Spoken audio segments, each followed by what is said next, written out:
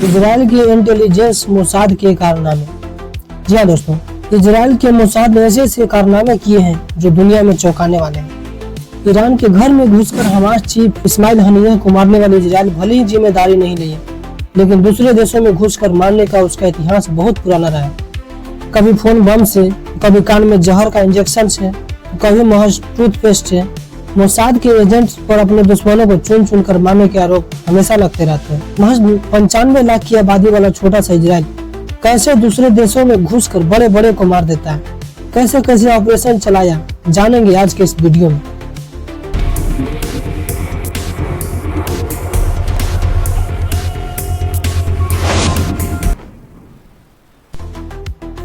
शुरुआत गाजा पट्टी से करते हैं। 6 मार्च 1966 को गाजा में पैदा हुए यहाँ ने इलेक्ट्रिकल इंजीनियर की पढ़ाई की और फिर हमास में शामिल हो गए। आपको बता दूं कि हमास एक संगठन है जो अपनी आजादी की लड़ाई लड़ने के लिए बनाया गया था। इजराइल ने उसे 60 से ज्यादा लोगों की मौत का जिम्मेदार बताया।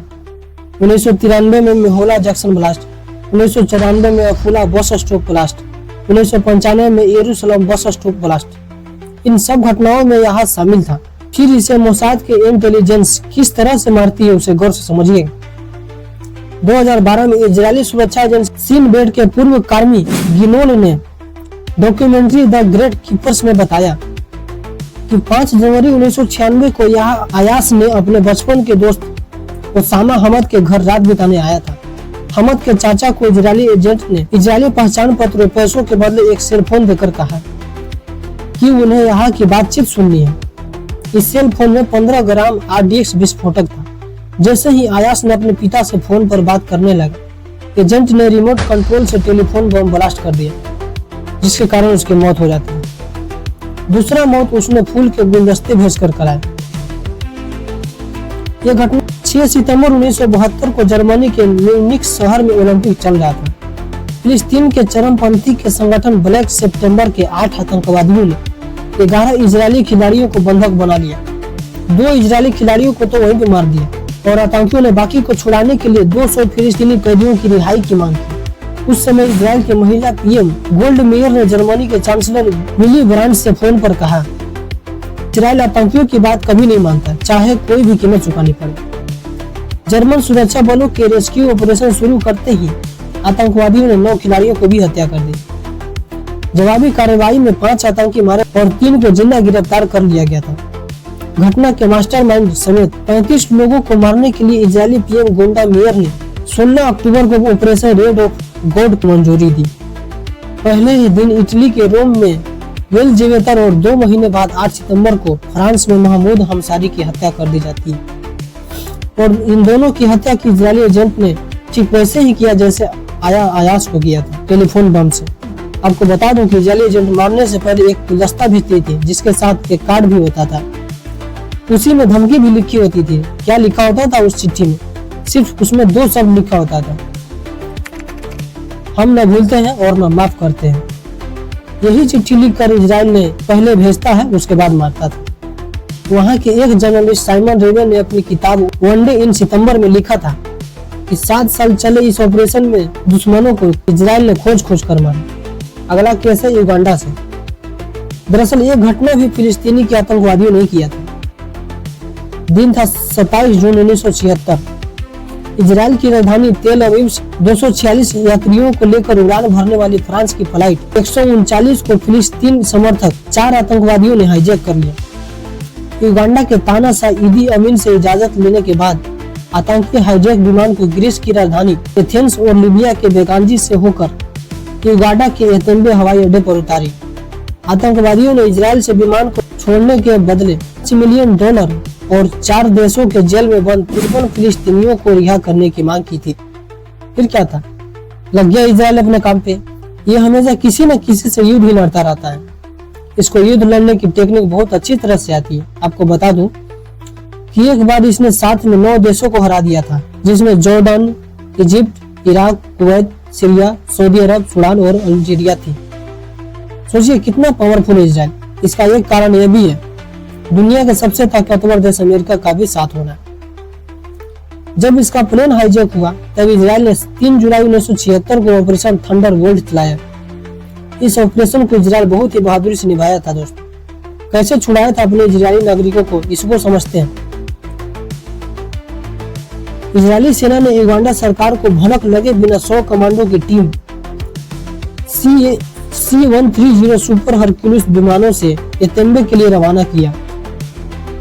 यहाँ पर इन्होंने क्या किया कि जिस रंग की गाड़ियां और सैनिक ईदी अमीन के काफिले में चलती थी, ठीक उसी तरह की गाड़ियों और सैनिकों का ड्रेस पहनकर इजरायली सैनिक युगांडा में घुस गए और उस बिल्डिंग तक पहुंच गए दोस्तों, जहां इजरायली नागरिकों को बंदी बनाया गया था। वहां पहुंचते ही उन्होंने अपने हिब्रू भाषा में सभी बंधकों को लेट जाने के लिए कहा, जिससे हिब्रू आती थी वो लेट गया। जो आतंकवादी और युगांडा की सेना थी वो समझ ही नहीं पाया और इजरायली सेना उसे आसानी से मार दिया। बताया जाता है कि कुल 7 आतंकवादी और 50 युगांडा में सैनिक मारे गए थे। फिर इजरायली सेना 116 यहूदियों को लेकर लौटते वक्त युगांडा के सभी फाइटर प्लेन को बम से उड़ा दिया था। फाइटर प्लेन को नहीं उड़ाता तो शायद वो लोग लौट नहीं पाते। इस ऑपरेशन में इजरायली पीएम बेंजामिन नेतन्याहू के भाई योनाथन नेतन्याहू की भी मौत हो जाती है, जो सेना के एक अधिकारी थे। अगला केस है फिलिस्तीन से, जहां टूथपेस्ट के जरिए फिलिस्तीन कमांडर की हत्या कर दी जाती है। सन 1927 में फिलिस्तीनी शहर तफेद में पैदा होने वाला वादी हदाद आतंकी संगठन popular front for the liberation of फिलिस्तीन का प्रमुख था। 1963 के बाद ही वादी हदाद ने इजराइल के खिलाफ हथियारों के जरिए जंग लड़ने के लिए तैयार करने लगा। 1960 से 1970 के दशक में उसने कई विमानों को हाईजैक किया था, लेकिन जब एतेम्बे एयरपोर्ट पर 100 से ज्यादा यहूदियों को बंधक बनाया तब इजराइल गुस्सा हो गया। हालांकि इसके मारे जाने की थ्योरी 2 तरह की आती है। 2006 में इजराइल के पत्रकार आरोन जे क्लेन ने अपनी किताब स्ट्राइकिंग बैंक में लिखा कि वादी हदाद चॉकलेट का शौकीन था। मोसाद ने बेल्जियम चॉकलेट में मीठा जहर मिलाकर उसे भेजा, जिसके खाने के कुछ महीने बाद उसकी मौत हो गई। इजराइल के एक और पत्रकार रोलेन बर्गमैन 2018 में अपनी किताब rise the secret history of Israel targeted assassination में लिखा कि मोसाद ने हदाद को उसके तेज में जहर देकर मार डाला। कैसे मारा था वो समझते हैं। 10 जनवरी 1978 को मोसाद एजेंट ने उसके घर में घुसकर उसकी असली टूथपेस्ट की जगह जहर वाले टूथपेस्ट रख दिया। हालांकि अस्पताल में भर्ती कराने पर डॉक्टरों को जहर देने का संदेह तो हुआ था, लेकिन वो इसे कंफर्म नहीं कर पाते, जिसके कारण उसकी मृत्यु हो जाती है। अगला केस है दुबई से, जिसे बिजली का झटका देकर मारा गया था। टारगेट था महमूद अल मबूब।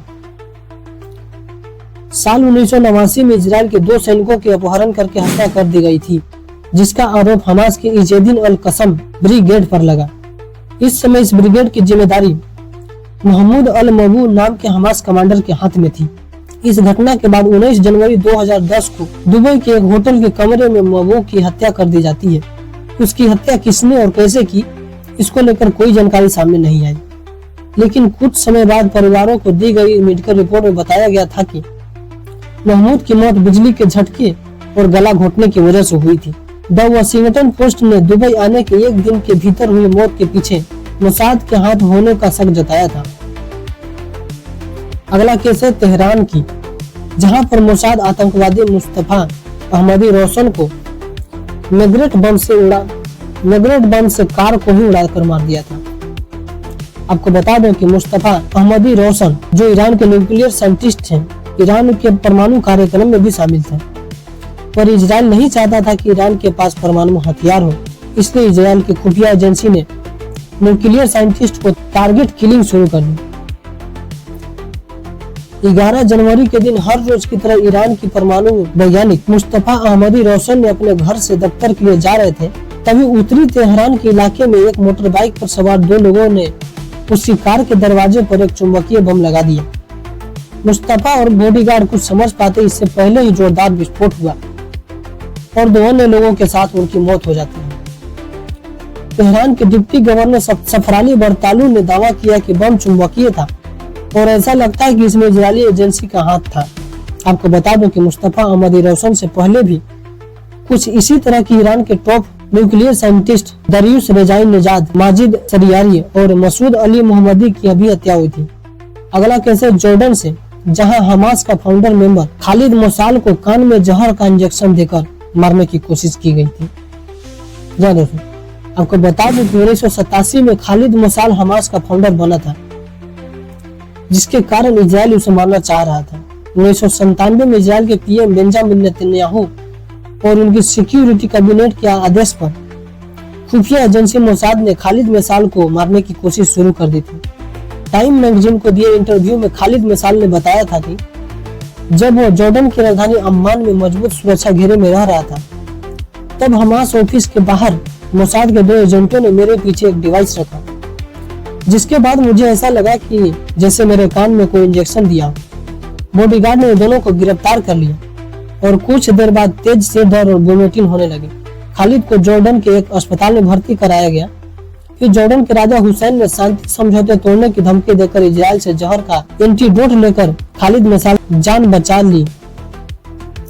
साथ ही 20 फिलिस्तीनी आतंकवादियों को भी रिहा करवा दिया। आपको बता दो कि इजराइल ने और भी बहुत सारे खतरनाक ऑपरेशन किए हैं, जैसे ऑपरेशन फिनाले। यह ऑपरेशन अर्जेंटीना में साल 1960 में चलाया गया था। हिटलर की state secret police lieutenant colonel Adolf Eichmann, जो यहूदी डिपार्टमेंट के प्रमुख था, जिसने गेस्टापो के कंसंट्रेशन के कैंप में लाखों यहूदियों को मरवा दिया था, इसलिए इजराइल इसे बहुत दिन से खोज रहा था। द्वितीय विश्व युद्ध हारने के बाद हिटलर ने अपने आप को गोली मार दी थी। तब से एडोल्फ आइकमन अर्जेंटीना में छिपकर रह रहा था। फिर 1957 में एक जर्मन यहूदी ने इसके छिपे होने की जानकारी इजराइल को दी। 3 साल बाद मोसाद ने एक टीम आइकमन को पकड़ने के लिए अर्जेंटीना पहुंची। 20 मई की शाम 7 बजे बस नंबर 203 से नीचे उतरते ही खुफिया एजेंट उसे किडनैप कर इजराइल ले जाती है। 2 दिन बाद इजराइल ने इसकी जानकारी मीडिया में देती है और कुछ महीनों तक केस चलने के बाद 15 मामलों में दोषी पाकर उसे फांसी की सजा दे दी गई। अगला ऑपरेशन है गोलन हाइट्स पर कब्जे के लिए ऑपरेशन। साल 1960 में इजराइल से सटे गोलन हाइट्स पर तैनात सीरिया की फौज इजरायली लोगों को निशाना बनाती थी। 1960 में मोसाद ने एली कोहेन नाम के शख्स को जासूस के रूप में भर्ती कर उसे सीरिया में जासूसी करने के लिए भेजा। अर्जेंटीना में राजदूत नेताओं और बड़े फौजी अफसरों से दोस्ती। एली कोहेन की दोस्ती एक ऐसे शख्स से हुई जो बाद में सीरिया के राष्ट्रपति बने। द मोसाद 6 लैंडमार्क मिशन नाम की किताब में लेखक मार्ग ई वार्गो लिखते हैं कि एली कोहेन सीरियाई अफसरों को महंगे तोहफे और महंगी शराब गिफ्ट कर तमाम खुफिया जानकारी मोसाद को पास ऑन करते थे।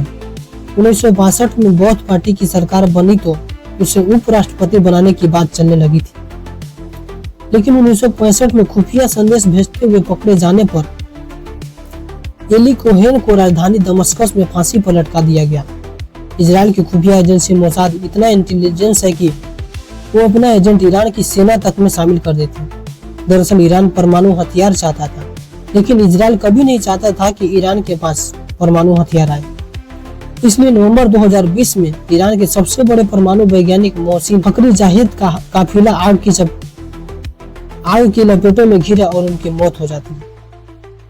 जांच में पता चला कि उनके काफिले पर आर्टिफिशियल इंटेलिजेंस के सहारे रिमोट मशीन गन चलाई गई। ईरान के खुफिया विभाग के मंत्री मोहम्मद अलावी ने कहा कि हमले को अंजाम देने वाला ईरानी सेना द इस्लामिक रिवॉल्यूशनरी गार्ड से जुड़ा था और मोसाद के लिए काम कर रहा था। इससे 2 साल पहले 2018 में परमाणु कागजातों की चोरी हुई थी।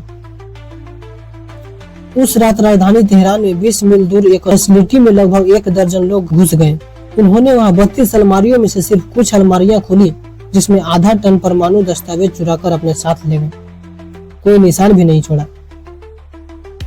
ईरान के विदेश ऑपरेशन यूनिट के पूर्व खुफिया अधिकारी के मुताबिक विदेशी खुफिया एजेंसी ने महिलाओं के जरिए ईरानी राजदूत और IRGC कमांडर तक को अपने कब्जे में कर रखा था। आप सोच रहे होंगे कि इजराइल इतना खतरनाक या खुफिया ऑपरेशन कैसे कर लेता है, तो आपको बता दूं कि खुफिया एजेंटों ने ही इजराइल को बसाया था। कैसे बसा था इजराइल, आइए अब इसके बारे में समझते हैं विस्तार से। 1907 में चाइम वाइजमैन नाम का यहूदियों का लीडर पहली बार फिलिस्तीन जाता है। वो जाफा इलाके में कंपनी खोलता है। 3 साल बाद वह यहूदी नेशनल फंड बनाकर फिलिस्तीन में यहूदियों की कॉलोनी बसाने के लिए जमीन खरीदता है और इस तरह से पहली बार यहाँ पर इजराइल की नींव पड़ती है।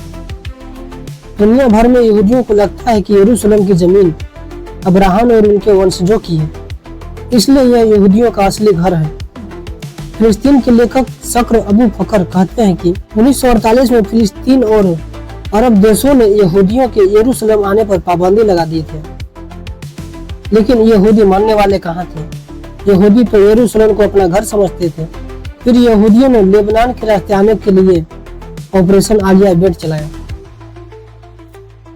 यहूदी इतने तेज दिमाग के होते हैं कि वो जो चाह जाएंगे वो करके ही दम लेंगे। जर्मन साइंटिस्ट अल्बर्ट आइंस्टीन भी एक यहूदी थे।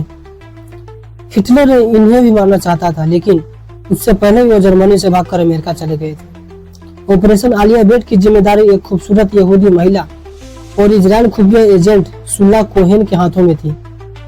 पूरे लेबनान में अपना नेटवर्क तैयार करके सुल्ला कोहेन ने अरब देशों के यहूदियों को लेबनानी अधिकारियों की नाक के नीचे इजराइल भेजना शुरू कर दिया।